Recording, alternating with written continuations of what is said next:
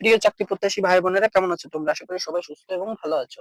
Gurukul YouTube চ্যানেলের পক্ষ থেকে তোমাদের জানাই অসংখ্য শুভেচ্ছা।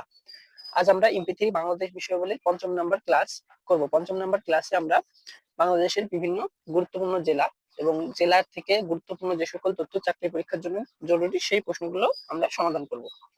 তোমরা যারা পূর্বের ক্লাসগুলো দেখোনি তারা পূর্বের ক্লাসগুলো দেখে আসতে পারো, যেখানে আমরা এমপি3 বাংলাদেশ বিষয়াবলীর একেবারে প্রথম থেকে শুরু করেছি। তাহলে আমরা এমপি3 বাংলাদেশ বিষয়াবলী পঞ্চম নম্বর ক্লাস শুরু করি।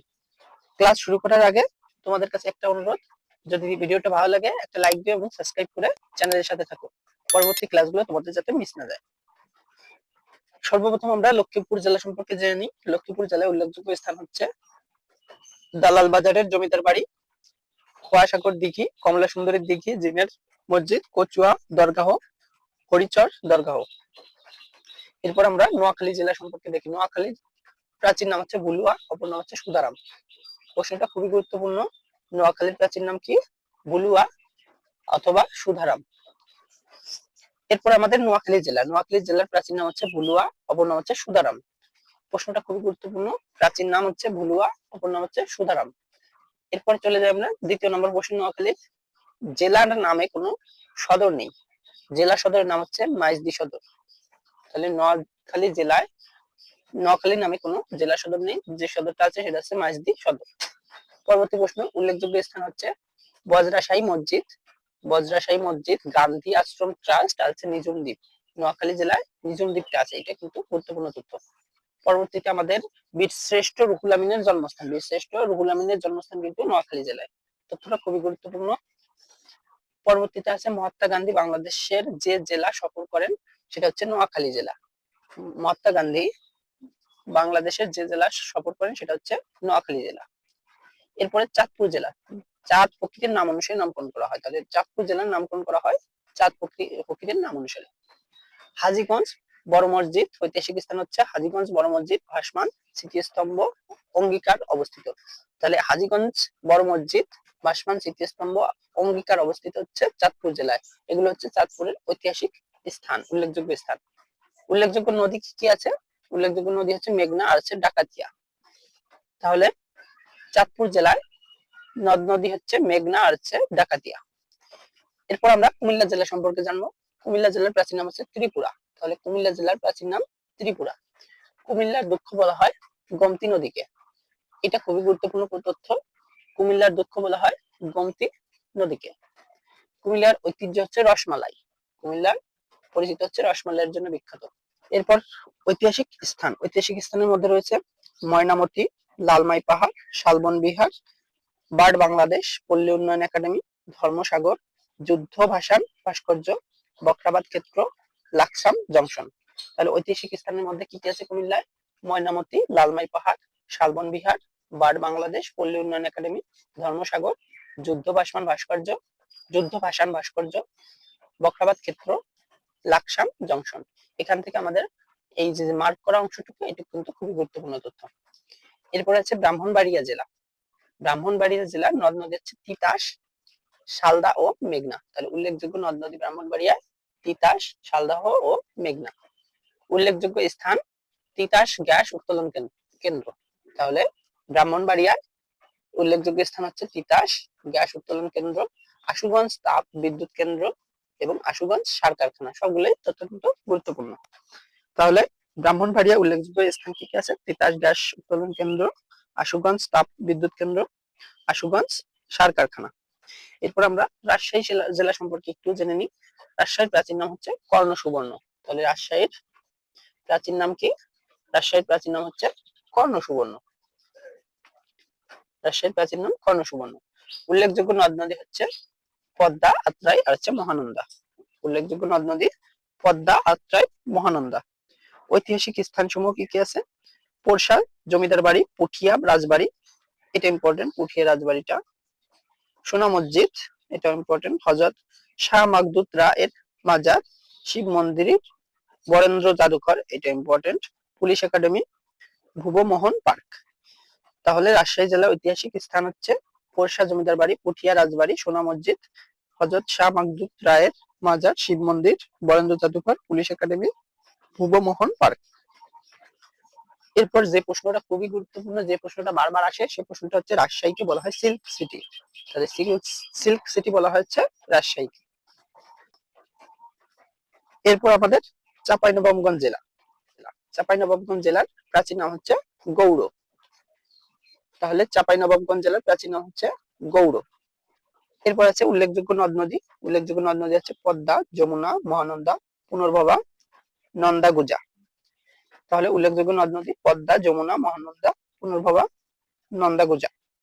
উল্লেখযোগ্য স্থানসমূহ ছোট সোনা মসজিদ, তথ্যটা গুরুত্বপূর্ণ, আম গবেষণা ইনস্টিটিউট বা কেন্দ্র, নাচল রাজবাড়ী। তাহলে উল্লেখযোগ্য স্থানসমূহ হচ্ছে ছোট সোনা মসজিদ, আম গবেষণা কেন্দ্র, নাচল রাজবাড়ী। এরপরে হচ্ছে আমাদের নাটোর জেলা। নাটোর জেলা সম্পর্কে একটু জেনে নিই। উল্লেখযোগ্য নদী হচ্ছে আত্রাই, বড়াল, নাগর ও তুলসী। তাহলে নাটোর জেলা উল্লেখযোগ্য নদী আছে আত্রাই, বড়াল, নাগর ও তুলসী। কাঁচাগোল্লার জন্য বিখ্যাত। তাহলে নাটোর কিন্তু কাঁচাগোল্লার জন্য বিখ্যাত। নাটোর সম্পর্কে আরো কিছু তথ্য আছে। রানী ভবানীর স্মৃতি বিজড়িত উত্তরা গণভবন এখানে অবস্থিত। তাহলে নাটোরে কিন্তু রানী ভবানীর স্মৃতি বিজড়িত উত্তরা গণভবন অবস্থিত। উল্লেখযোগ্য স্থান, উল্লেখযোগ্য স্থানের মধ্যে রয়েছে চলন বিল। তাহলে চলন বিল কিন্তু নাটোর জেলায়। বাংলাদেশের সর্ববৃহৎ চিনিকল নর্থ বেঙ্গল সুগার মিল কিন্তু নাটোর জেলায়। তাহলে বাংলাদেশের সর্ববৃহৎ চিনিকল North Bengal sugar mill Natore জেলায় অবস্থিত। এবং দেশের উষ্ণতম স্থান কিন্তু লালপুর এই নাটোর জেলায়। দেশের উষ্ণতম স্থান লালপুর নাটোর জেলায়। এরপরে হচ্ছে বগুড়া জেলা। বগুড়া জেলার নদ নদী হচ্ছে যমুনা, করতোয়া, নাগর ও বাঙ্গালীর নদীর বগুড়া। শহীদ চান্দু স্টেডিয়াম। উল্লেখযোগ্য স্থানের মধ্যে রয়েছে শহীদ চান্দু স্টেডিয়াম, মহাস্থানগড়, এটা ইম্পর্টেন্ট, বগুড়ায় কিন্তু মহাস্থানগড় অবস্থিত আছে। বেহুলা লক্ষিন্দরের বাসর ঘর হয়েছিল কিন্তু বগুড়ায়। শাহ সুলতান বকলির মাজার, এটা ইম্পর্টেন্ট, শাহ সুলতান বকলির মাজার কিন্তু বগুড়া জেলায়। শহীদ প্রেসিডেন্ট জিয়াউর রহমানের জন্মস্থান, তাহলে এটাও ইম্পর্টেন্ট, শহীদ প্রেসিডেন্ট জিয়াউর রহমানের জন্মস্থান কিন্তু বগুড়া জেলায়। এরপর হচ্ছে সিরাজগঞ্জ জেলা। সিরাজগঞ্জ জেলার হচ্ছে জমিদার সিরাজের নাম অনুসারে সিরাজগঞ্জের নামকরণ করা হয়। তাহলে জমিদার সিরাজের নাম অনুসারে সিরাজগঞ্জের নামকরণ করা হয়। উল্লেখযোগ্য স্থান মক্কা আউলিয়া মসজিদ, বেহুলার বাড়ি, শিব মন্দির। কৃতি সন্তান কে কে আছে? কৃতি সন্তান আছে আব্দুর রশিদ তর্কবাগীশ, ইসমাইল হোসেন সিরাজি, নায়িকা Suchitra Sen, captain M Mansur Ali, doctor Abdullah Almuti. তাহলে সিরাজগঞ্জ জেলার কৃতি সন্তান কে কে? আব্দুর রশিদ তর্কবাগীশ, ইসমাইল হোসেন সিরাজি, নায়িকা Suchitra Sen, captain M Mansur Ali, doctor Abdullah Almuti. এরপরে হচ্ছে আমরা পাবনা জেলা সম্পর্কে একটু জেনে নিব। পাবনা জেলা, পাবনা জেলার নদ নদী হচ্ছে পদ্মা ও যমুনার মিলনস্থল কিন্তু পাবনা জেলায়। তাহলে পদ্মা আর হচ্ছে যমুনা, এরা মিলিত হয়েছে কিন্তু পাবনা জেলায়। উল্লেখযোগ্য স্থান হিমায়তপুর মানসিক হাসপাতাল। তাহলে হিমায়তপুর মানসিক হাসপাতাল পাবনা জেলায়। হার্ডিন্স ব্রিজ, এটা ইম্পর্টেন্ট, হার্ডিন্স ব্রিজ পাবনা জেলায়। পাবনা ক্যাডেট কলেজ, এই তথ্যগুলো কিন্তু পাবনা জেলার জন্য গুরুত্বপূর্ণ। উল্লেখযোগ্য স্থান হিমায়তপুর মানসিক হাসপাতাল, হার্ডিন্স ব্রিজ আছে, পাবনা ক্যাডেট কলেজ। এরপর হচ্ছে জয়পুরহাট। জয়পুরহাটে কি কি তথ্য আছে দেখো। যমুনা, হারাবাদ ও তুলসীগঙ্গা নদী প্রবাহিত, আর হচ্ছে জামালগঞ্জের কয়লা খনি, আর জয়পুরহাট চিনি কল অবস্থিত। জামালপুর জেলা সম্পর্কে তেমন গুরুত্বপূর্ণ তথ্য পেলাম না। এরপর হচ্ছে নীলফামারী জেলা।